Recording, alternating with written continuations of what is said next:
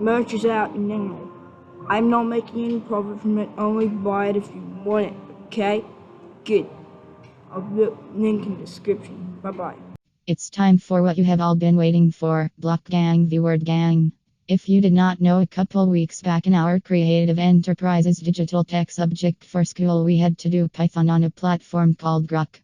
I had already been introduced to Grok 2 years back, so I understood it. Now you could choose one of two options. You could choose to do Python with actual Python code as in words, or you could choose to do Python with Lego blocks. So this is where it all started. Now we need to bully people who use blocks because blocks are inferior to words. Now you might be thinking, Indy, didn't you use blocks on that stream of yours? Yes, I did, but I was using them correctly on something that requires blocks and is automatically worse because of it.